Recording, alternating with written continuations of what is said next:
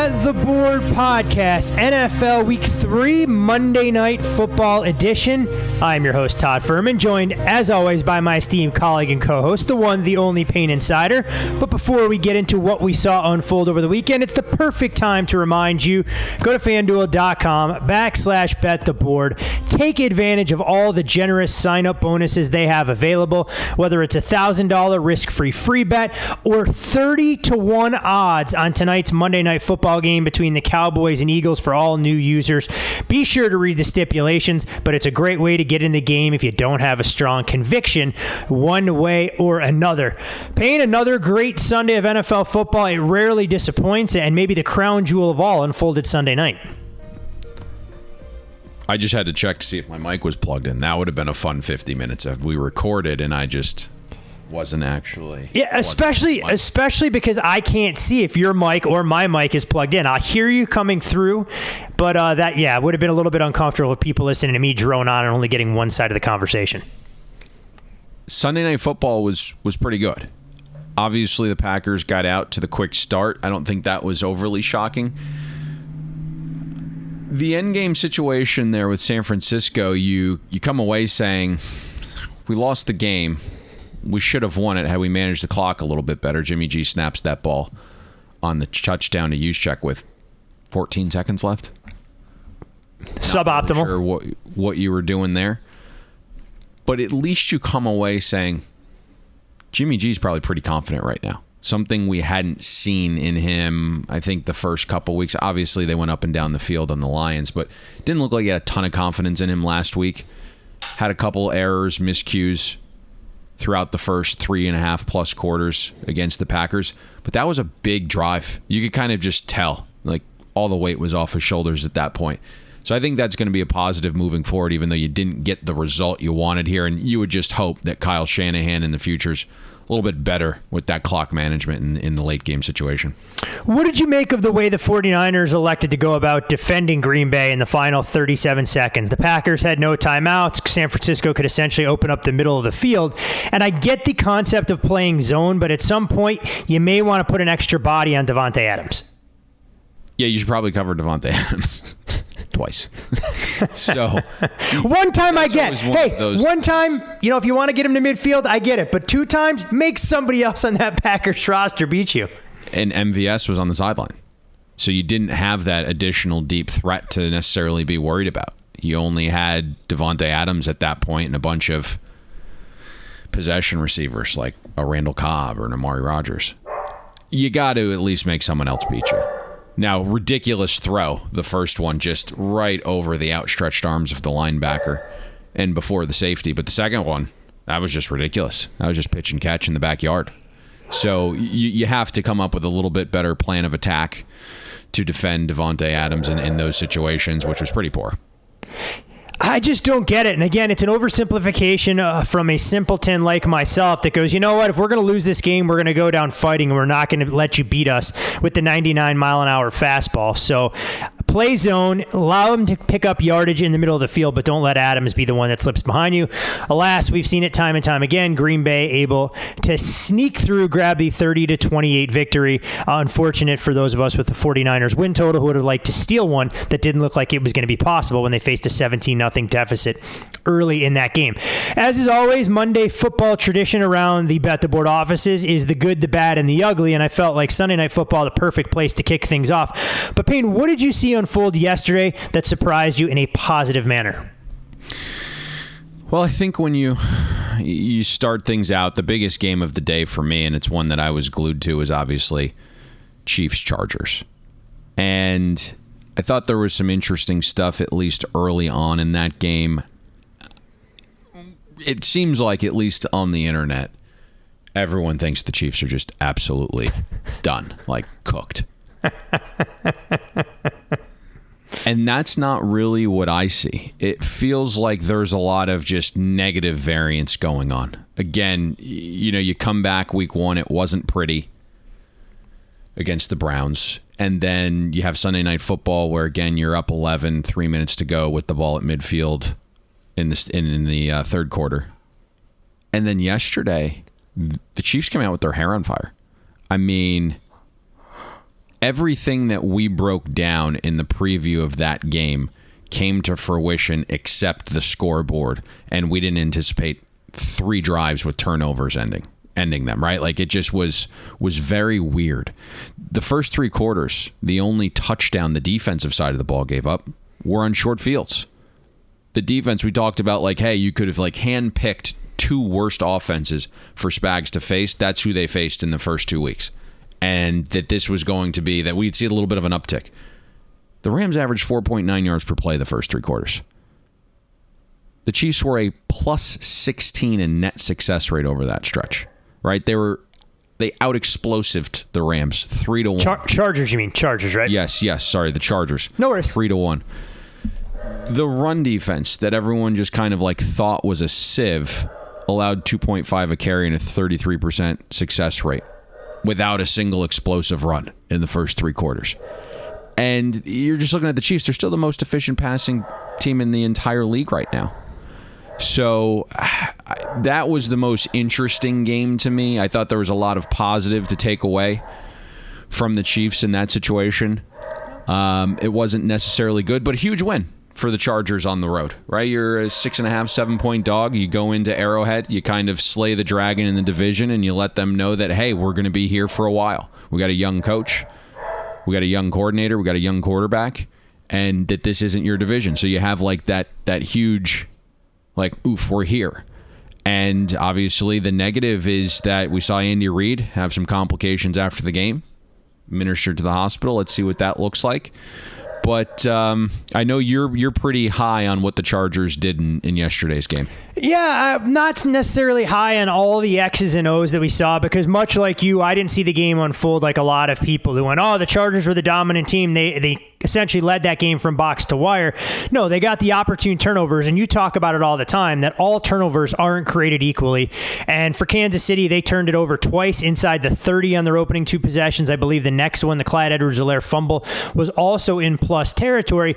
But again, when we look at football in this day and age, you see coaches like David Culley on Thursday night who elect to punt in plus territory, which makes absolutely no sense. You get the ball rammed down your throat and the game is over. And then you get the exact opposite. Brandon Staley on 4th and 4 in windy conditions has a chance for what would have been probably a very difficult field goal for the Chargers late in that game, elects to go for it on 4th and 4.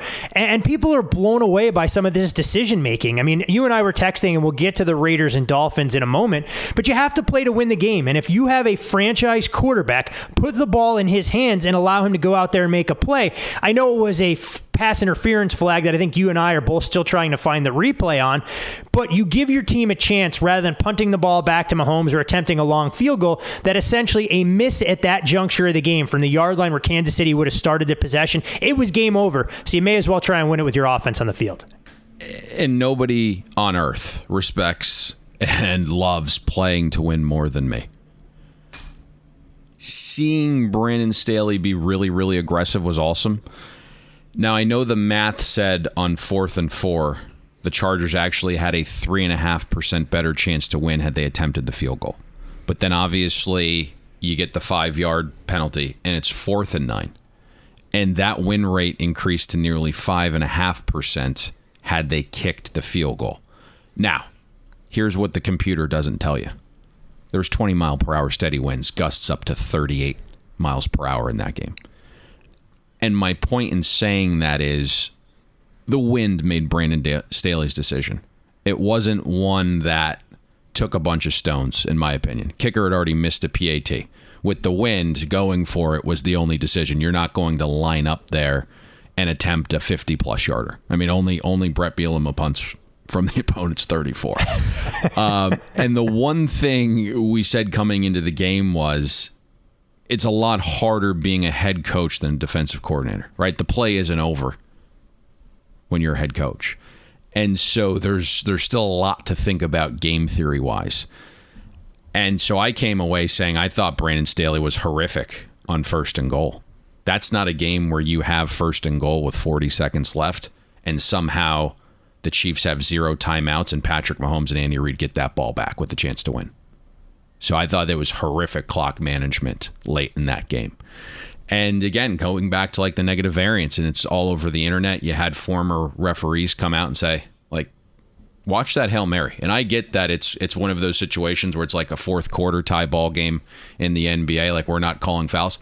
Travis Kelce was tackled. It was like a clear pass interference. And I believe it was Terry McCauley that came out and was like, yeah, that was a pass interference. So just a lot of weird things going on with the Chiefs early on. It just feels like a shitstorm of negative variance that I think ultimately will flip here pretty quickly. And you wonder what the market will show for that. I think everyone now talking about how the Chiefs are quote-unquote unbettable, going 2-12 against the spread the last 14 games. Yep. It's amazing to see that caliber of a high-powered offense be deemed in that unbettable category. Like you mentioned, regression can be a monster both in the positive and negative manner, so we'll see exactly when it takes hold. Let me ask you this. Sure. If you're a referee, 4th and 9 pass interference. They treated Jalen Guyton like he was Michael Jordan. I still want to watch that play again. They made sure again. not to show that replay again. I was going to say Romo and Nance kind of glossed over it. We didn't get we get a replay of everything in this day and age. 7 or 8 different angles, and on the most pivotal pass interference call of the entire game, we get nothing. Nada. Zip. So it always leaves you to wonder. Either way, the Chargers, from an ATS standpoint, box to wire, were able to cover that football game, but I think there'll be opportunities to bet Kansas City going forward. Payne, in your soccer heyday, would you have been able to make a 66-yard field goal like Justin Tucker, banging it off the upright against the Detroit Lions? No, but I was a big fan of that kick. Teasers won, Lions plus the points won. Justin Tucker's the best. Like, he's the one guy in that situation where you're like, he's actually got a chance to bang this thing home. And this situation's actually an upgrade for him, right? Like, who expects him to make a 66-yarder? So all of a sudden, the pressure's not there. Like a 49-yarder, that's got some pressure. 66-yarder, there's no pressure. And it's an upgrade for him. Like, he's kicking in turf. He's kicking in a dome compared to what he deals with in Baltimore. He's the best kicker in the NFL history. And now he's just adding to that. We've seen kickers with big legs. We've seen kickers that are, deadly accurate. Justin Tucker's both. And if you had some teasers or if you used Baltimore in Survivor contests, you're probably a pretty big fan of Justin Tucker today. Incredible. I mean, to watch that game unfold, we can say what we want about the extra 2 seconds Lamar Jackson was probably given the play before to get into field goal range. But if there's one franchise where you expect those kind of things to happen in late game situations, it's definitely the Detroit Lions, who, to their credit, have at least shown a ton of fight and tenacity through the first 3 games as they've gone 2-1 against the spread despite an 0-3 record, but a much more manageable foe this weekend when they'll head to Soldier Field to take on the Chicago Bears. Anything else in the good category that you wanted to try and highlight before we kind of segue into some of the bad and the ugly that unfolded over the week? And let's talk about your boy, Kirk Cousins. I think he has been quietly one of the best quarterbacks through the early part of the season. I think you'd be hard-pressed to find anyone that's playing better than him. It's kind of a pivotal year. I mean, he watched the organization attempt to draft his replacement. I don't know if that will ultimately unfold the way they expected it. I don't know if Kirk's feeling a whole lot of pressure for anybody that watched Kellen Mond or Jake Browning during the preseason. That is very true. He was really good early on in that game, and he had to be. He kind of kept them in it because the defense was terrible. Cousins came out, averaged 8 yards per pass attempt with a 69% success rate through the air, 5 explosives. Completion percentage was 6% above expectation. He kept Minnesota in it early, and then that allowed Zimmer to kind of make some halftime adjustments, and he did that. Terrible game plan, apparently. Fantastic halftime adjustment. Seattle had over 300 yards in the first half. 9.3 yards per play and a 64% success rate in the first half. Cousins matched it. And then all of a sudden, Zimmer had some time to figure some things out. 81 yards and 4.3 a play for Seattle's offense in the second half. This is a Vikings team that obviously our listeners know we were a little bit high on coming into the season. Went over their win total at 8.5. They threw up all over themselves against Cincinnati. Should have won that game in overtime before your horse. Dalvin Cook fumbles. Week 2, you go on the road. You miss a layup field goal to win it at Arizona as a dog. You can make the case Minnesota should be 3-0 right now.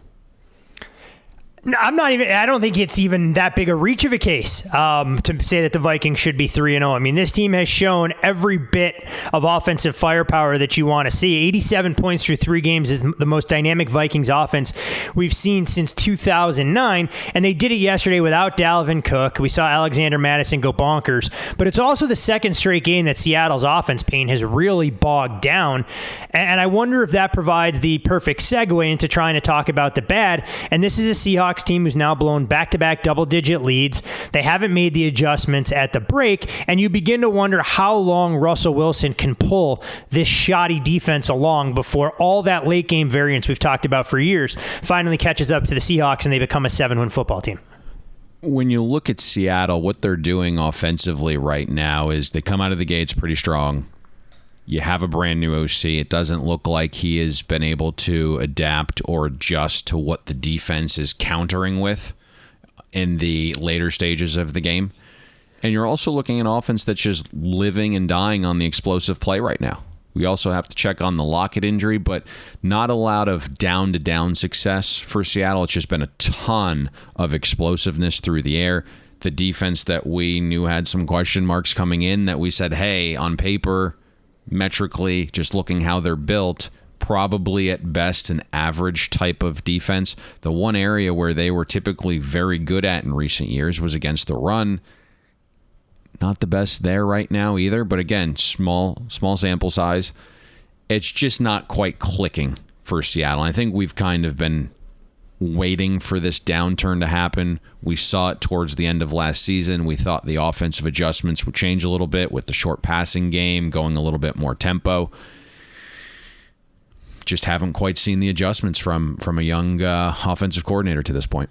You know who also might have seen it coming? Russell Wilson, when he demanded a trade and tried to get out of town this offseason before the roof of the house completely caved in. But of course, we'll keep tabs on what Seattle does going forward. A massive game for them within the NFC West race this weekend, where they'll go on the road as short underdogs against the 49ers. Payne, you want to take the low-hanging fruit and continue to eviscerate this so-called elite Washington football defensive unit? Yeah, I think we can be quick here. I don't really want to beat a dead horse or pat ourselves on the back, but I think we pegged this pretty early on, and it's that Washington's defense isn't as good as advertised. They played a really, really poor schedule of offenses and quarterbacks last season. Josh Allen, he's back apparently. My goodness, the Bills went up and down the field yesterday, almost 500 yards of offense in the wind, and that's why that total came down. I almost got cute. I should have got cute. We're contemplating when it flickered 44.5 to buy the hook and go over the key of 44, and just obviously didn't sack up there. Buffalo was really balanced yesterday, and that's kind of the one thing that interests me with Buffalo this year is based upon where they play games, based upon late in the season.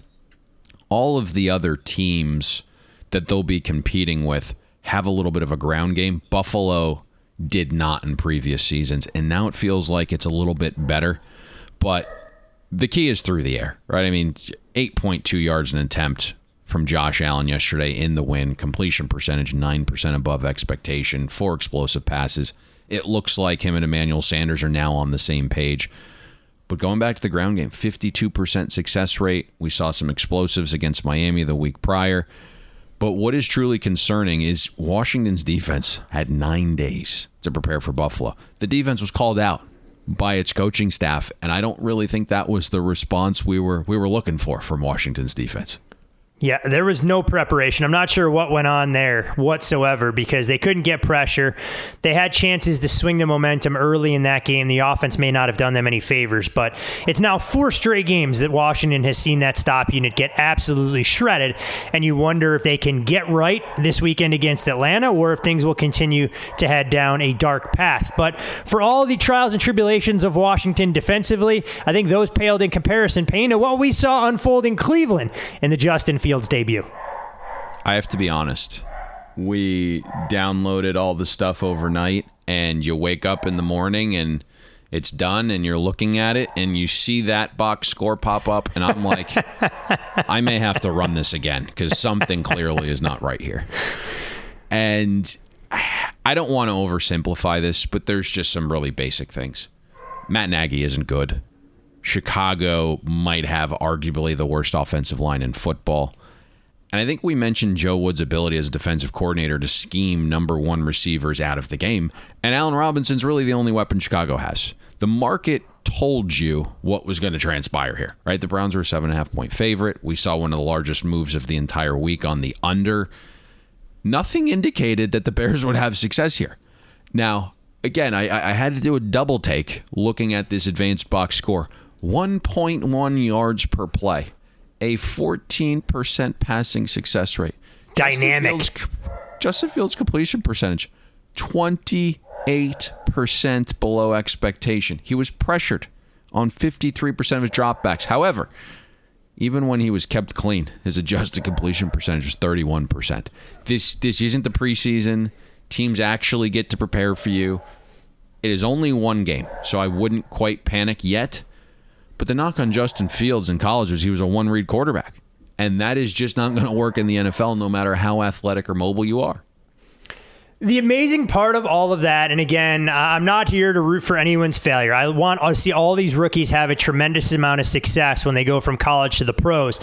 But the irony in the Bears drafting Justin Fields, given what they went through in the Mitchell Trubisky experience, the number one complaint Bears fans had, and some of the scouts out there, that Mitchell Trubisky was a one-read quarterback. So what do?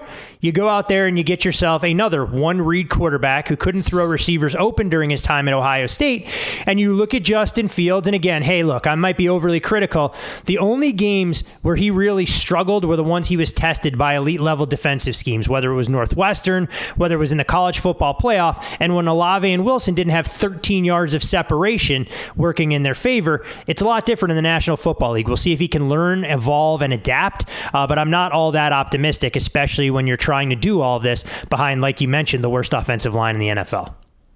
It's going to be interesting to see. You don't want to throw the baby out with the bathwater. There's still plenty of time to rectify this. And what was it, 47 total yards of offense? There's only one direction to go. But I do think it does become a little interesting here with Justin Fields and his potential maturation moving forward. Do we see a situation where he's now having to learn a brand new scheme potentially in year two? Let's just see what this looks like. We know he's mobile. We know he's athletic. He showed up big time in some big games. Let's give this a chance to see what it looks like, but obviously not a good first impression. Now, that's a Browns defense that we really like. I think they're going to be one of the better units when the dust settles this season. I truly believe that. I'm a Joe Woods guy. You revamped the secondary. You added some pieces at linebacker. You went out, got another pass rusher, added some things to the middle of the interior of the defensive line.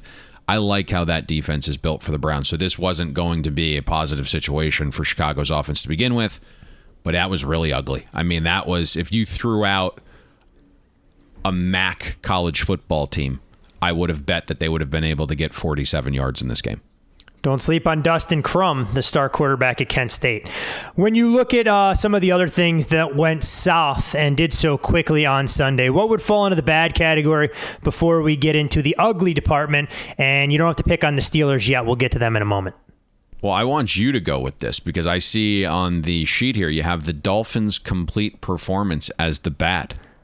So I will let you have your say, and then I will counter what you have to say. Well, here's my take on it. And again, the dynamics in this game change. But when you look at what Miami was able to do or unable to do, at least through the first three quarters, I mean, this is a team that averaged 4 yards per play, 157 total yards of offense. The first touchdown came on a pick six of Derek Carr when you're talking about Landon Roberts streaking down the sidelines. The Dolphins defense, to their credit, gets a stop when the Raiders elect to go for it in their own territory on 4th and 1. They turned that into a 34-yard touchdown.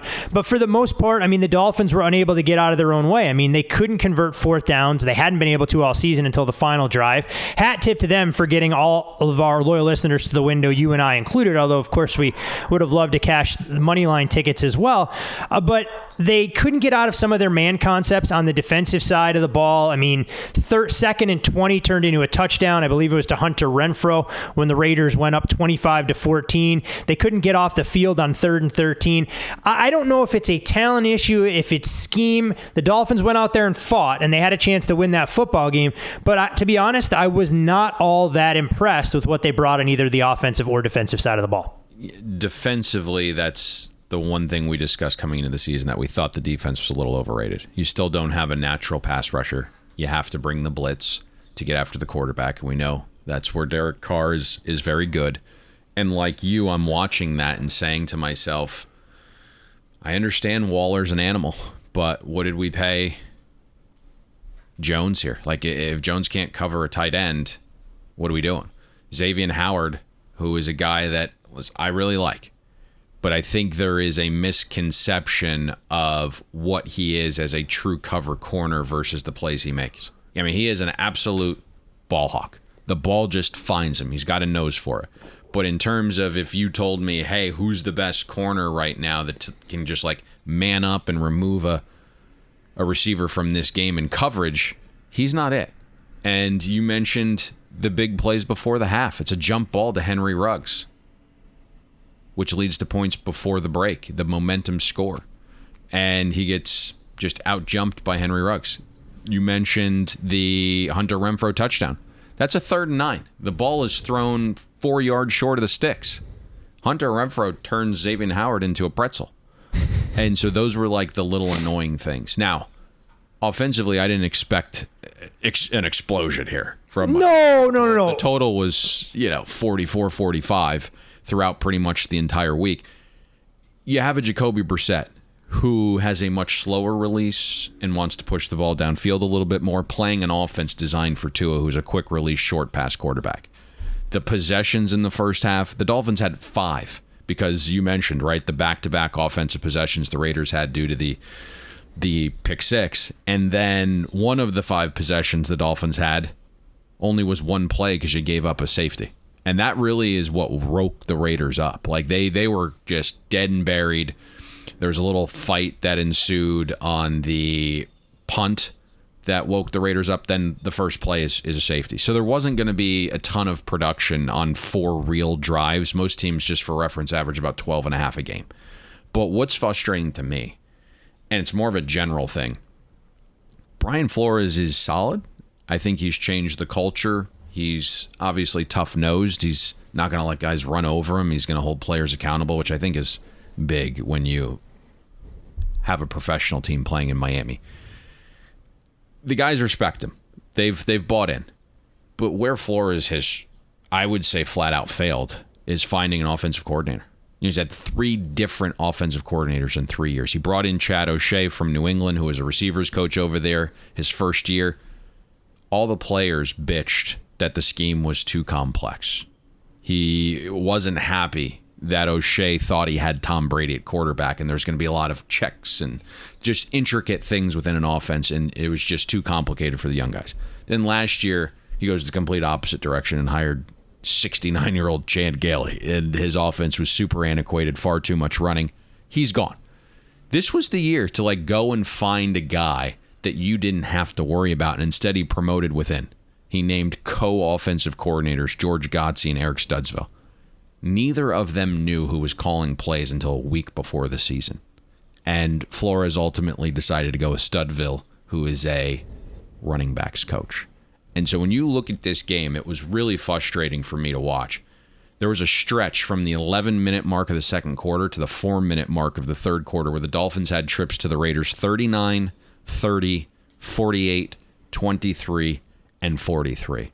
Those 5 trips ended with 3 total points. And it's because Studsville would get down there and get too conservative. There was a stretch before the half where you are leading, I believe it's 14-5 at this point, or maybe it's 14-12, I can't quite remember. And you have 1st and 10 from the Raiders 39. You can take back the momentum.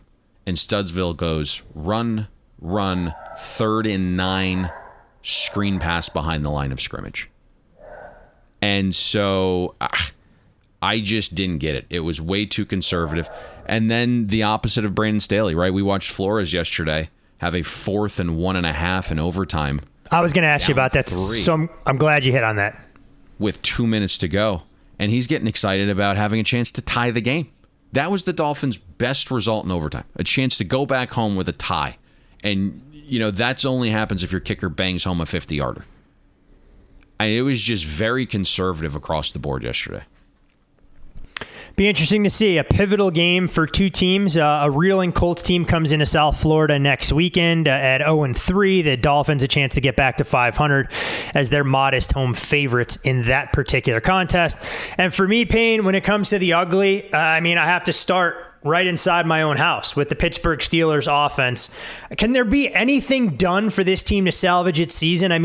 They picked up 161 of their 342 total yards of offense on 2 drives when they were already down 3 scores in that contest. You haven't been able to move the ball each of the last 2 weeks against the Raiders and Bengals.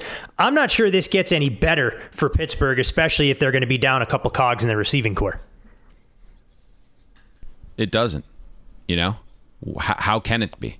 It can at this point because you don't have anything there. Who's your quarterback? It's Big Ben, who's injured, can't push the ball down the field. Your offensive line's abysmal, so you can't get anything going in the ground game. It's basically Najee Harris catching balls out of the backfield, short balls. And we saw Matt Canada basically say, hey, I think I might have to go back to the Randy Fichtner offense. There really isn't another choice because you can't run the ball and Big Ben can't really throw it deep. So you are resorting to a bunch of short passes. And so there's just not much room here for improvement. I don't know where you go offensively. And the real problem is that your defense is a little beaten and banged up right now. But if you look through the first 3 quarters of that game, Pittsburgh's offense, 189 total yards, 3.9 yards per play, a 33% success rate overall. Could not run the ball the first 3 quarters. 20% rushing success rate. There's just not a lot here on offense. And this is the reason that when we did our preview podcast, this is the reason odds makers didn't believe in this team. We didn't believe in this team. 8.2 wins is where the market closed on their win total. That tells you they were a below average team coming into the season. And now you have the injuries on the defensive side of the ball. This is who they are. They might actually be worse than a team that's projected to win 8 games. We kind of called it, and I know there's a lot of people that are guys who talk now on podcasts who wouldn't look at analytics, who kind of balked at EPA and efficiency and all that, have suddenly turned into analytics mavens now on their podcasts. We're win probability. Pittsburgh had a great win probability in the first game in Buffalo. And it's that's fine. You're not going to block a punt for a touchdown every game. You're not going to win games on the road throwing for 188 yards and having 233 yards of total offense in a game. You're not going to do that week to week. And this is what we're seeing here. This offense is bad. And you're still waiting for the other weapons. I think there's this... We're all enamored by Juju Smith-Schuster. Guy's fantastic on TikTok. Not a great receiver, just an okay receiver.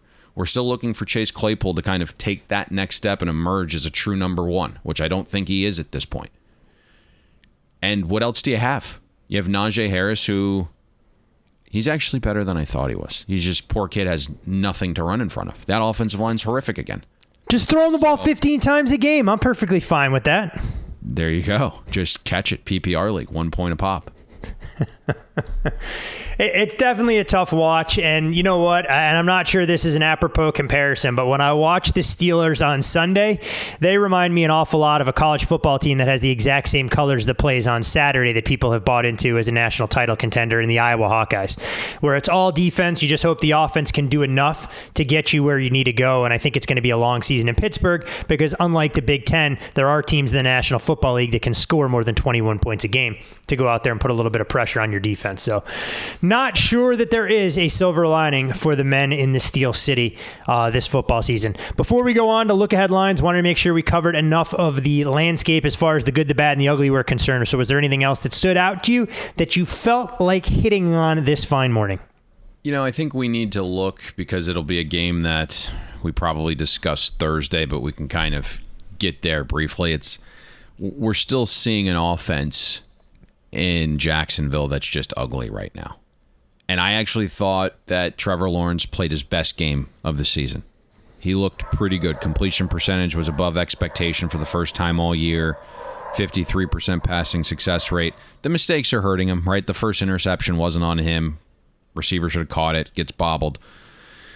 The second interception's as bad as it gets, and it happens right before the fourth quarter. So you lose all the momentum heading into the money quarter. But just offensively, what Jacksonville is doing right now doesn't leave you with a lot of confidence at all. I mean, Urban Meyer, I don't know how long this is going to last. And week 8, week 9. When does USC make it official if they can try and lure Urban in? I had some reservations coming into the season just because we saw how things ended his last few years. And it wasn't just like the way in which he left with some of the issues off the field and whatnot, but you saw the offense kind of gradually like just take a step back a little bit, I felt like. And I wasn't quite sure a lot of his issues would work in the NFL. Like it was just simply having to like out-athlete other teams. And you're not going to do that in the NFL.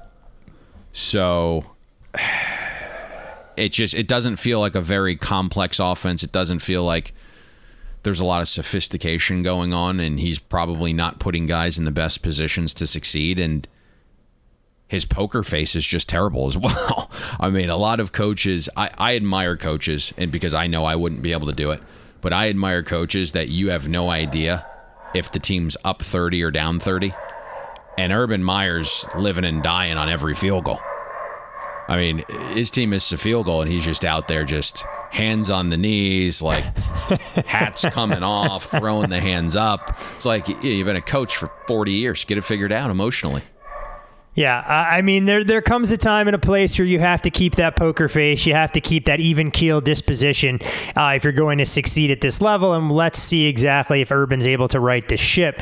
As you mentioned, a game coming into the year that you thought was going to be somewhat winnable on paper Thursday night doesn't look to be quite that way as we transition from the good, the bad, and the ugly to the look-ahead lines. But it's also the perfect time to remind you to follow Payne on Twitter at Payne Insider. I'm Todd Furman. You can follow me there as well. Most importantly, follow the podcast at Bet the Board Pod. And Payne, in the wake of the Bengals' dominant performance against the Steelers, the Jaguars failing to meet odds makers' expectations against Arizona, you've seen this number go through a key number at FanDuel Sportsbook from 6.5 out to 7.5. Yeah, I mean, when's the last time the Bengals have been favored by more than a touchdown in a game? I don't know off the top of my head, but it's probably a very rare occurrence. And I don't know, it's probably a game we'll break down a little bit more on Thursday. I think this is probably a game that makes the cut. I know some of our listeners voted out last Thursday's game, but then we got some pullback from some others. Like, how can we not break down Thursday night football? There's a lot of good games on Sunday, too. So I'm not sure if we leave this one off the card. But I think ultimately we're looking at Joe Burrow getting a little bit more acclimated to things. Looks a little bit healthier. He's stepping into balls. Him and Jamar Chase seem to be completely on the same page. The defense, which we thought would be a little bit better this season just based on all the money they had spent in the past 2 off seasons, is coming to fruition a little bit. And I think the one thing that we've always seen is not only does the home team have a little bit of an advantage on Thursdays, but you have a young quarterback with a new system still fairly early in the season going out on a short week. If you can't really do what you wanted to do with a full off season, what are you going to come up with here on a short week?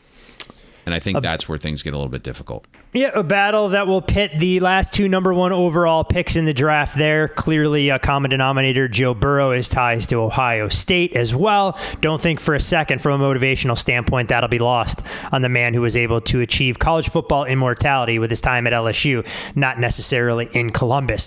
No, Payne, this number doesn't surprise me. It probably won't surprise a lot of our listeners. The Bears-Lions game, look ahead, had the Bears as a 6-point favorite at FanDuel Sportsbook. This number is all the way down a full field goal to Chicago -3. Yeah, there's, you don't want to overreact to like 1 week's performance, and we'll obviously see a little bit better version of Justin Fields in this game. But I think this is as much as Chicago's really horrific performance and what would look like a downgraded quarterback as it is the Detroit Lions being somewhat competitive. Obviously, didn't show well early on in the 49ers game, but showed fight, which is kind of the mantra of its head coach.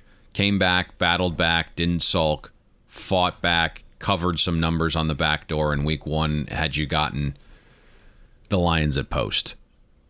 Week 2 against the Packers, go out there, you're leading at halftime on the road. And then all of a sudden, the rainy weather hits and Goff kind of turns into a pumpkin and, you throw that game away. Fought back again yesterday against Baltimore. Should have won the game outright as an 8-point dog. So, again, Chicago's a mess right now, but this is like this multifaceted. Chicago's down. Detroit's really fighting. They're probably smelling the first win when you look at Justin Fields and the Chicago Bears, and this is a very winnable game for them. And so that's what you're seeing with this adjustment. First time in 4 games this season that the Lions will play a team that was not listed as a preseason favorite to win their division. So you want to talk about punching above their weight class. That's what the Lions were forced to do the first 3 weeks. Let's see how they handle the level of familiarity against the Chicago Bears. Modest move here, Payne, but through one of the key numbers, you saw the Saints look-ahead price at -6.5 at FanDuel Sportsbook. They'll welcome in the New York Giants on Sunday afternoon. This number out to 8 in the wake of the Giants starting the season 0-3, and the Saints looking a lot more like the team that dismantled the Green Bay Packers week 1 than the team that was beat up by Carolina week 2 in their win over New England. Yeah, I think New England's defense yesterday was a little bit kind of how I expected it, right? They played Zach Wilson and Tua the first 2 weeks, and now they got a decent offense. Now, huge game-changing plays before the break and out of the half for the Saints. It looked like Jameis was about to implode there right before the break and did one of his little whirly derves into the back of the end zone, and Callaway came up and caught it, and then you had the pick six out of the break where the receiver just drops the ball and there's a pick six. So I think yesterday's score was potentially a little misleading, but you have a situation here where now we're asking Jameis and the Saints to cover an 8.5 number in a game with a total of 43.5, and the Giants are going to be a little bit desperate here. They did piss yesterday's game away, up 14-7 late. We do want to monitor some of the injury situations for the weapons for the Giants. We saw Sterling Shepard leave. I believe it was with a hamstring. We saw Slayton leave. I think that was with a concussion. We'll have to double check on those 2 weapons. Feels a touch high at this point, but ultimately a game that we haven't looked into too much as we sit here Monday, 8 a.m. Pacific time. Last but not least, a modest move, not through any key numbers, more in the teaser window than anything else. Look-ahead price had the Baltimore Ravens a 1.5-point road favorite for their trip to the Mile High City to take on Denver. You now see Denver as a 1.5-point favorite. The Broncos have started the season 3-0 straight up, 3-0 against the spread, but obviously major questions about who the Broncos have beaten when they're the Kings of New York and their third win came against the Jacksonville Jaguars. This will be the huge test for Denver. We knew they could start the season 3-0 just based on the schedule. We do have the slight move here through 0. I don't have it in front of me. Any idea, and I don't want to put you on the spot, any idea what this number was before the season? Before the season, I do not, but I'm inclined to believe that it was the Ravens -3. I'll have to try and track it down. That was the vibe that I would have got. So we do have about a 4-point adjustment from what these two teams were prior to the season. Baltimore is obviously still beaten and banged up. I think we'll see a little bit more of a game effort from Baltimore here. Just, huge Super Bowl-like win against the Chiefs. It was always going to be a little bit of a tough turnaround to then go and play in Detroit against the Lions. I think we'll see a little more engagement here, but ultimately this is Denver's prove it, we're for real type game. Vic Fangio, who we respect the heck out of, is probably going to give Baltimore some looks that they have not seen to date. We know he likes to go with a little bit more of a faster defense on the field with an extra member of the secondary. That typically is bode well against Lamar Jackson and the Ravens. So we'll see what comes of it. Not a massive move from week to week through the 0, but certainly a substantial move from what this was prior to the season. Tell you one thing, at first blush, I know everyone will pay attention to Sunday Night Football with Tom Brady's homecoming to Gillette, but I think from a football standpoint, this is the most fascinating game of the weekend. I'm curious to see how it gets bet throughout the week as we're trying to figure out exactly what the Broncos are in the eyes of the betting market. Of course, a team that you mentioned we were high on coming into the season.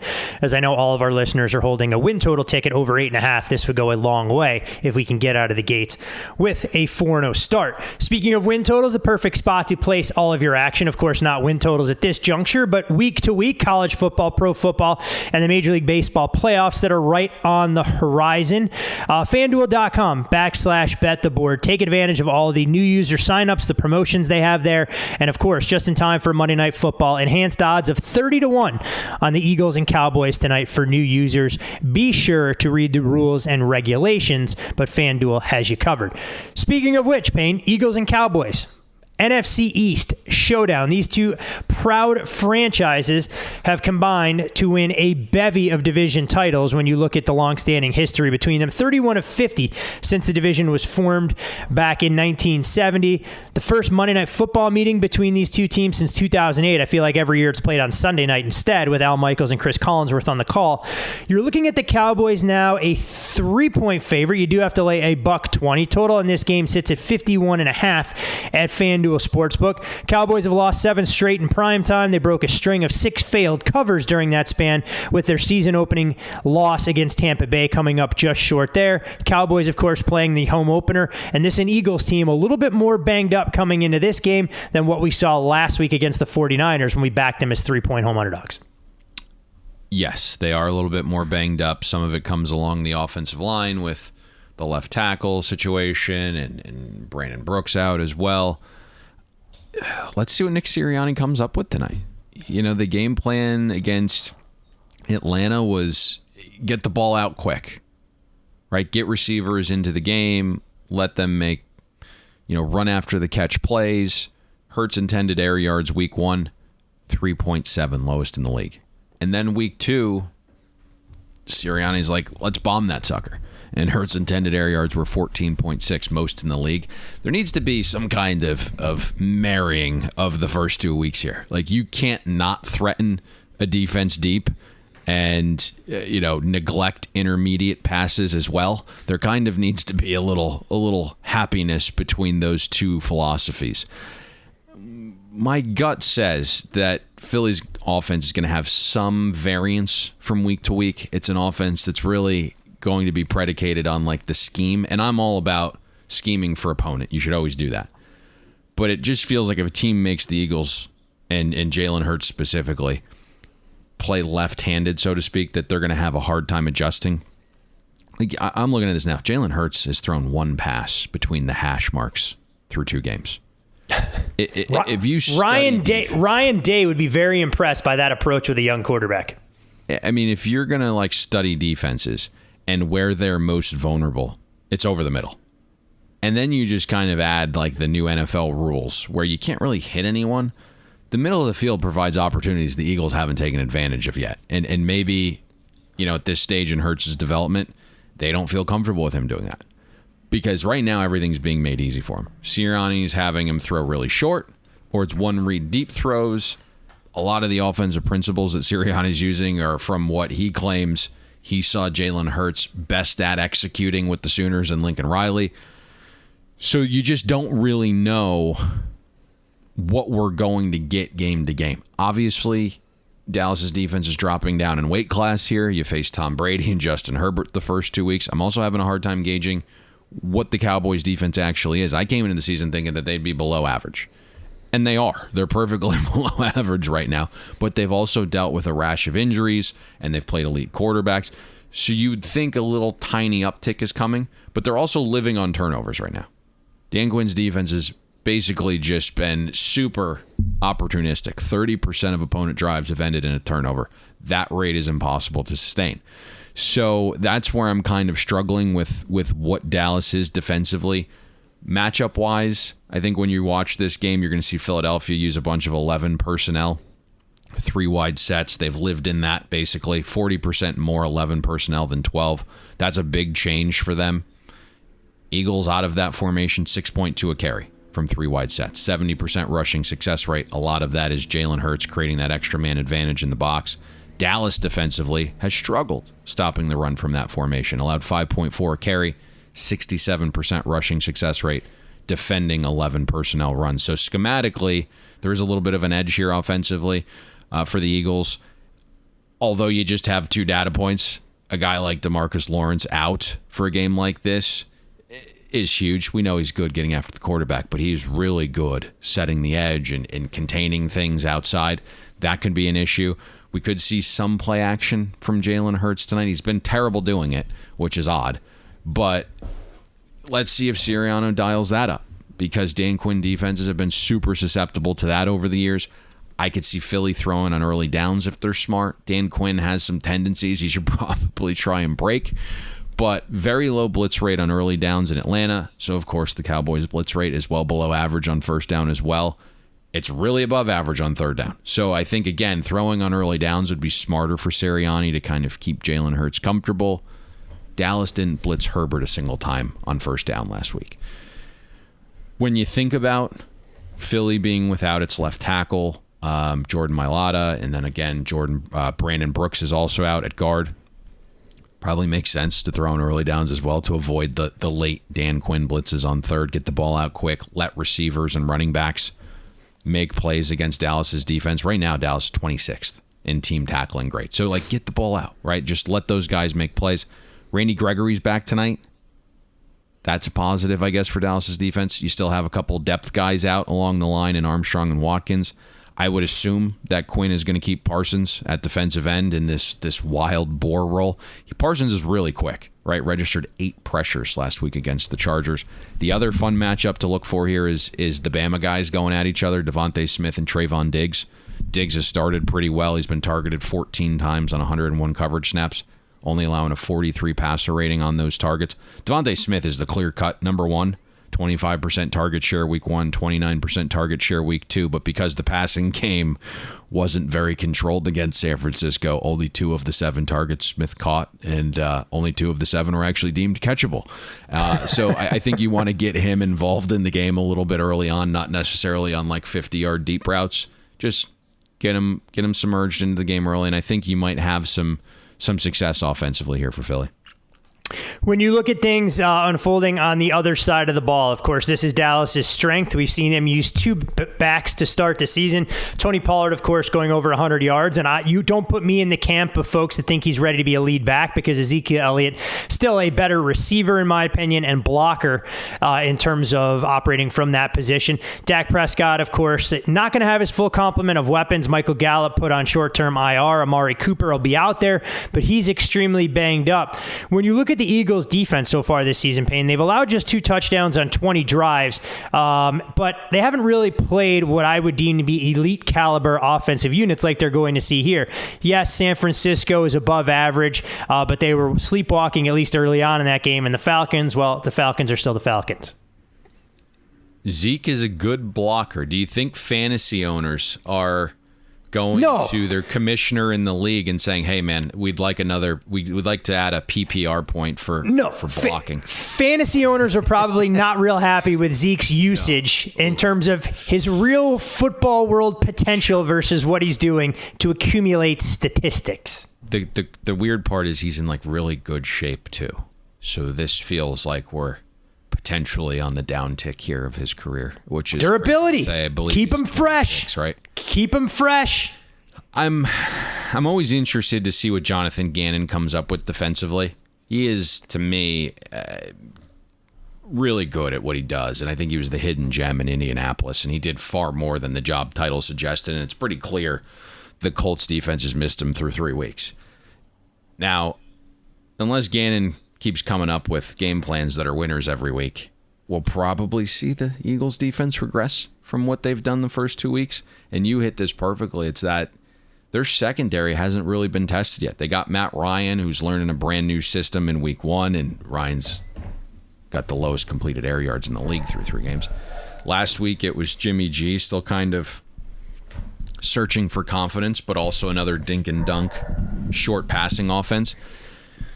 The Eagles do get a little bit of a break tonight, right? No Gallup. Cooper's dealing with the rib issue.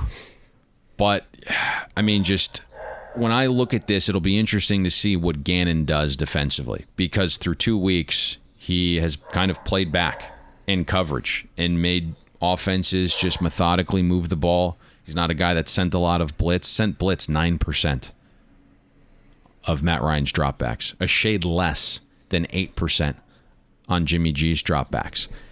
Opposing teams have tried to heat up Dak, right? They want to check his health. They want to see if he's mobile after the ankle injury. Dak's been pressured on 41% of his dropbacks. He's been blitzed at one of the league's highest rates. So seeing whether Gannon does something that he hasn't put on film, or whether he kind of sits back, that'll be fun to me. You have La'el Collins out, obviously. Brandon Graham. La'el Collins, by the way, he's my hero. He's my absolute hero. Not showing up for drug tests, bribing NFL drug officials. Lord only knows what that man's had going on. I applaud him for doing everything he can to stay on the field. Let's see what comes of that situation. That'll be interesting. I don't think it'll be good. Call it a hunch, buddy. I don't think it'll be good. Call it a hunch. So I that's kind of what I'm intrigued about on this side of the ball. Like, what does Jonathan Gannon come up with schematically? The one area where Philly has been somewhat vulnerable through 2 weeks is on the ground, which is a little surprising. 18th in defensive rush efficiency. You wonder if San Fran put some things on tape that the Cowboys will mimic. If you're smart offensively and you're trying to run on the Eagles, it's not up the middle of Fletcher Cox, right? The goal should be to get outside. So outside zone runs, sweeps, tosses, avoid running into Fletcher Cox, right? And get outside as quickly as you can. So I would expect Tony Pollard to continue having a larger role than I think we expected before the season. I mean, at this point, he is the guy that can get outside a little bit quicker. Small sample, working through just 2 games, but the Eagles' opponents, 63% rushing success rate on runs outside the left tackle, 56% rushing success rate on runs outside the right tackle. So I think those are a couple of things to look for tonight. Gannon's defense, is it going to hold up against the pass? Is he going to sit back in coverage, or is he going to blitz a little bit? Will he, create more pressure situations? Will Dallas be smart with how they decide to run the football tonight? Those are just a couple of the things. When you get to the number, we're seeing a little bit of a battle here, because this game opened 3.5. We saw a group get out and lay it pretty early in the week, went to 4.5. Then we saw another well-respected bettor come in and grab the 4.5 on the dog. And now it's we haven't seen a bunch of playback. My gut says taking the 4.5 probably wins a little bit more than laying the 3.5 here, Todd. Just kind of based on what I have seen in handicapping this, and I kind of respect the second move and who made it as opposed to the first one. It's very fair. We know all moves are not created equally in the betting market, especially around secondary key numbers in the National Football League. So going to be fascinating to see how this game transpires. I'll laugh my ass off if the game ends at 4 for those folks that lay 3 compared to those folks that took 4.5. It's rare to see a game where it just has one-way movement, although we did see it yesterday between the Steelers and Bengals. And, of course, that game the Bengals cover from box to wire. But important reminder, as always, as we try and make all of you, our loyal listeners, a little bit sharper, a little bit smarter, whether it's your first season or your 40th doing this, it's all about the number. And the handicap changes significantly if you're taking 3 with the dog tonight versus the opportunity to take 4 or better, where that move came in on Philadelphia. Any final words of wisdom, Payne, pearls, or nuggets you'd like to share before we part ways for 48 hours? No, I think that's everything. Wednesday college football. Yay. I know you're excited. You can't hide your enthusiasm. Our listeners see right through that. And we do have a great slate of college football games. We'll see if we boil it down the way we've been doing it. If so, please check our Bet the Board Twitter feed and mine as well to try and see your voice heard as we try and identify the 5 biggest games to break down. For Payne Insider, you can follow him on Twitter at Payne Insider. I'm Todd Furman. You can follow me there. Most importantly, as always, follow the podcast at Bet the Board Pod. Best of luck with all of your investments tonight on Monday Night Football between the Eagles and Cowboys, and hopefully we'll see you at the window.